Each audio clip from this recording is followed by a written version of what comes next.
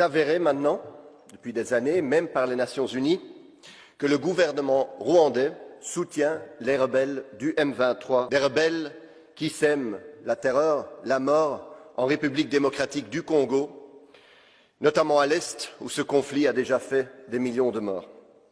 Nous savons donc toute la responsabilité du gouvernement rwandais. Et alors, que fait l'Union européenne, que font les pays européens? On s'attendrait à des sanctions.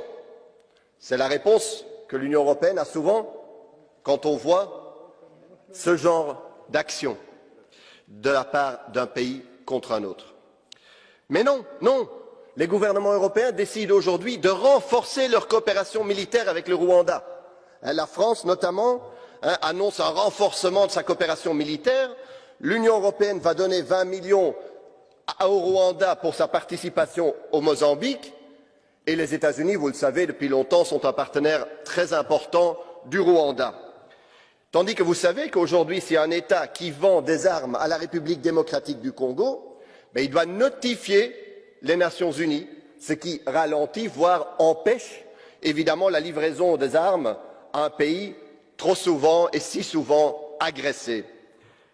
Cette politique, où on dit en mots, en paroles que nous respectons la souveraineté congolaise, mais en réalité notre politique l'entrave et la sape, est inacceptable. Il faut cesser ça tout de suite, parce que nous avons besoin, et les Congolais ont besoin de paix aujourd'hui.